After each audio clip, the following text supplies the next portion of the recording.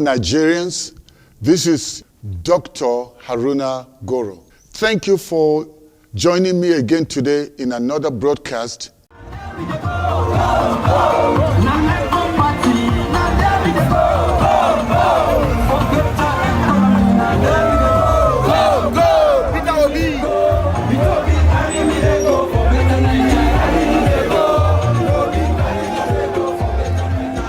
As many of you know, we are starting the political rallies very, very soon. But right now, the atmosphere is electrified, is all charged. The young people are all out on the street in the north, in the south, in the east, and in the west of Nigeria. They are sick and tired of the current state of affairs in the nation. And all they want to see is nothing but change. And this movement is an unstoppable movement. They call it the obedient movement and the useful movement. They want to be obedient and they want to be useful. And no one can stop them. The hype is high. The atmosphere is charged. And that's why you see the young people all over the street in the north, in the south, in the east, and in the west of this nation. Our dear motherland, Nigeria. And it's so exciting to see what's going on. I've been doing a lot of broadcasts, and I want you to check some of my previous broadcasts on my channel. I'm sure you will have a lot to learn from. And we know that there's a current movement, especially among the youth. They are just sick and tired of the condition of living in the nation, the state of the affairs of the nation. There's so much insecurity, so much uncertainty. Many of them have graduated from different universities but do not have jobs. The universities have been closed for so many months. ASU has been on strike. And the government, instead of agreeing with them on what their demands are, the government is giving the excuse of no money. But then that's an irony. I mean, how can you convince us that there's no money with all the corruption that we see, the embezzlement and the misappropriation of funds and the resources of the nation that we see? And so how is anybody going to be convinced that you actually mean well? So this is the state of our nation. So the young people got so sick and tired, they decided they're not going to join any political party. They checked all the different candidates, and so what did they do? They decided they're going to join a particular candidate that they felt has a vision and has a heart for them. A person that is not partisan, a person that is not corrupt, a person that has a desire to see change, that wants to bring transformation in the nation. So who did they opt for? They opted for Peter Obi and his running mate, Ahmed Getty. And so they are now all rallying around them, spending their own money. Almost every day or every weekend you see them in different cities across the nation of Nigeria, and they are on the street beating drums, calling Obi's name, chanting slogans of freedom peacefully. They are not disrupting the peace of anyone. You see them on the street serving each other, helping each other, holding banners, and all they are doing is saying, we are sick and tired of leadership that is not advancing the nation. Looking at the state of security, where bandits have taken over everywhere. Wherever you go, people are being abducted, people are being kidnapped, and ransoms are being demanded from people. So from the little that people have, they still have to pay ransom. Nobody can trust the politicians, the established politicians. They don't seem to trust the ruling party, APC. They don't seem to trust PDP that was there before APC came in. And don't forget, when PDP was there, people were tired of corruption. There was a merger of different political parties. That is how they formed APC. And you know, even Buhari went on the street. Many governors went on the street and protested. And we know what happened. We remember the riot of 2011. It was still part of the frustration that people had for bad governance. In the meantime, some leaders of the All Progressives Congress have staged a protest in Abuja calling for the entire cancellation of the November the 16th Anambra State governorship election. The protesters made their way to the office of the Independent National Electoral Commission, where they confronted security officers guarding the national headquarters. While speaking to journalists outside the commission's office, some of the party's leaders accused INEC of having been compromised over the election. Our protest against the rigging of Anambra election is against the rigging of Delta senatorial elections. Poverty in Nigeria because of fraud. Rigging of election is the greatest fraud that any nation can have. We are here mainly to give a letter to INEC on our representations of the Huawei elections in Anambra are conducted, and are demanding cancelling the election totally and putting another date to the election. Today, mark the first warning signal to INEC as an institution. They do not represent the interests of Nigerians. They are all compromised electoral officers. They have committed criminal offenses by rigging elections against Nigerians. Did you just watch this video? Did you see Buhari there inside that truck with Tinubu and other APC members? They went to INEC office to protest against rigging, and they said INEC was compromised and all the INEC officers were compromised. We saw Buhari holding the microphone protesting. We saw Tinubu protesting. I hope Tinubu still remembers what he did to Jonathan, that this time around they should not do anything funny. The young people are not protesting the way they did that time to Jonathan. What the young people are doing is just going on the street to show solidarity in peaceful marches towards the candidate of their choice, and that is Peter Obi and his running mate, Ahmed Yusuf. That's all they are doing. So I hope they still remember that they shouldn't play any funny game now. There shouldn't be any plan to rig. Whatever they didn't like to be done or didn't want to be done, then I hope they're not going to try to do it this time around. Do you know, I just saw a video on YouTube where the youth were marching peacefully in Ibonyi State and they were not troubling anyone. Do you know what happened? The police and some other security agents came up and started tear gassing them, and they dispersed the people that were marching peacefully. Asking the police, who sent you? And they said it's the governor.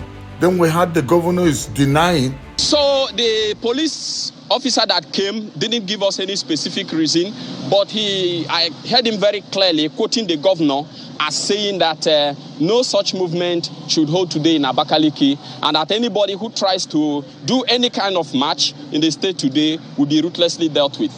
Governors are saying, I'm not going to allow the obedient movement in my state. Is it your state? Today you are there, tomorrow you may not be there. So what are you saying? What do you mean? You are not going to allow people. Some of the people that are saying they are refusing the youth from going on the street in their own state, those were the same people that marched, that went on the street to protest during the time of Jonathan so that Buhari will come in. Now Buhari is in, and because they are the ones in government, they are the ruling party now, suddenly they want to show power. Imagine if Jonathan had refused to let go. Would you have come in as APC? So what are we talking about? Why don't we allow change? They think that this is like what happened during ENDSARS. This is different to ENDSARS. During ENDSARS, the young people were angry, frustrated about what the police were doing to them when they were not involved in any crime. Innocent young people were killed at the toll gate. They were not breaking anything. They were not shooting or stoning anyone, but soldiers were released against them. And so I can see it looks as if this is the same tactic, the same plan to dislodge and scatter these young people. What happened here on Tuesday night has deeply unsettled Nigerians. This is not the first time the army has been... But I can tell you this time around, it is too late. The young people are determined to take their nation back from this evil politician. This time around, the youth are not going back. They are determined to see change of leadership, and they are doing it peacefully. The Constitution of Nigeria allows peaceful gathering, peaceful assembling, and that's what the young people are doing. I want to speak to you governors. If you are so sure of your own candidate, why are you so threatened by the young people that are just marching? This time around, Nigerians are sick and tired of bad governance, and they want change. So if you are so sure of yourself and you know you've got something to offer, then let's watch and see during the election. This is just the beginning. We are going to march for a man of competence, character and capacity. He deserves everything from Nigeria. So today, this is just the beginning. People are on their way coming. You can see we are all here. I'm very excited. We are happy. We will march for a better Nigeria. We will march for a Nigeria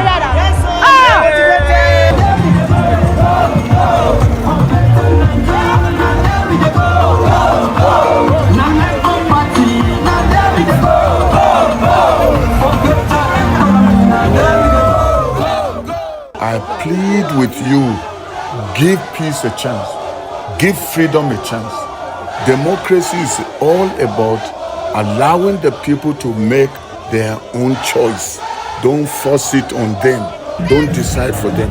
If you force a leader on them, you are working against the will of the people.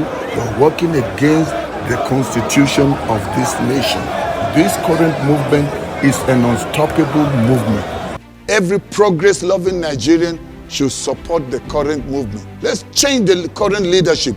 Bring in new blood. Now that the campaigns are kicking off, join the team of the people doing the campaign and make sure, let's do everything to protect the campaigns as they're taking place and not allow these wicked politicians to hire thugs that will come and disrupt the campaigns, because that's part of their agenda. They are so weak. They only use money, bribing people because they know they can't stand truth. So they use money they have stolen to bribe people. Then they send thugs to go and disrupt things. And where there's disruption and there's confusion, people are scared, then they run away, then they can now have their own way. But this time around, they will fail. If you have been a thug and they have been hiring you and you've succeeded in the past in eating blood money, this time around you will not succeed. The people are going to fight you. God himself will fight you.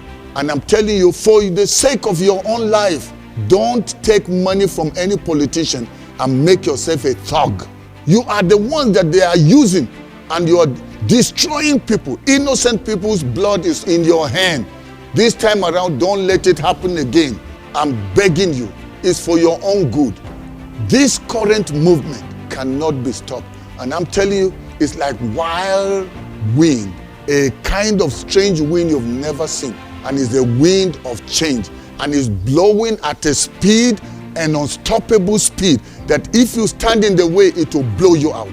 Whether you're a politician, whether you're a religious leader, whether you're a businessman or woman, whether you're a kingmaker, it doesn't matter who you are. This time around, with the wind of change, it will blow everything it finds in its way. So that's why the earlier you change your mind and join the movement, the better for you. The better it is for your own children. The better it is for your family. This current movement is the first of its kind. Never seen it, and we may never have something like this again. But if we allow a person like Obi and Ahmed Yusuf to come in and become agents of change, agents of transformation, and birth a new Nigeria, you will not regret. This is the time to let it happen. It is time for all of us to defend the rights of the people. It doesn't matter what part of the nation you come from. This time around, we are one people in one nation. Let's start behaving like people in Rwanda. After the millions died in Rwanda, the current president decided nobody must talk about their tribe anymore. They don't talk about religion or tribe. No wonder the nation is flourishing. But Nigeria has been divided along tribal lines, religious lines. This time around, anybody that asks you, where are you from? Say, I'm Nigerian. What tribe? I am Nigerian. No, tell me, I just want to know, I'm Nigerian. Don't let anybody ask you your tribe anymore. Just tell them you're Nigerian and your interest is Nigeria. That's all. That should be our unifier. That should be the one thing that should bring us together, Nigeria. That should be our one drive, our one passion, our one dream, our one agenda. If we can do that, come to that moment, we will see the rebirth of a new Nigeria that nobody has ever seen. I want you to join this movement and let's see a new Nigeria where our children's children will be proud to call it home. And many people that are abroad, Nigerians that have been scattered to so many nations of the world. Some of them have become economic refugees. Some of them are sex slaves. Some of them are experts that should have been bringing a difference and making a difference in our nation here, but they are all scattered in different nations.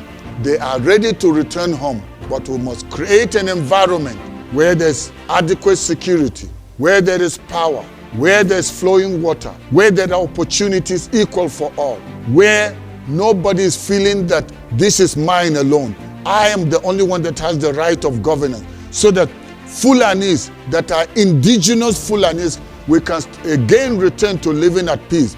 And the ones that have come from abroad, people that are strangers and heartless, that have come to be killing our people, we can send them back to where they belong and have a new nation where everybody will be proud to live in. Every peace-loving Nigerian, every prosperity-loving Nigerian, we want to see a new nation. You don't want things to continue the way they are. Are you not tired of the killings? Are you not tired of the insecurity? Are you not tired of the state of the economy? Are you not tired of the uncertainty? Are you not tired of the state of how things are? Things can change, but nothing changes if the leadership has no vision, has no direction. And if we allow the same people to continue, the suffering will just increase. So this time around, please, Nigerians, let's choose correctly. Let's team up together, join hands, and make things easy on ourselves and standing against anything that will fight against the future of this nation and the future of our unborn children. Nigeria is the only nation we have. It's the only nation we can call home. It doesn't matter what you're enjoying in another nation, what you see in another nation. You've got only one nation to call yours, and Nigeria is that one nation. Let's love our nation enough to do the best that we know to do, to build her instead of destroying her. Thank you for being part of today's broadcast. Watch out for more broadcasts that I'll be making during this season of change. I want you to subscribe to my channel, like the page, press the bell there so that anytime I have another broadcast, you will be notified. Thank you, and may God bless you, and may God bless the Federal Republic of Nigeria. Bye-bye.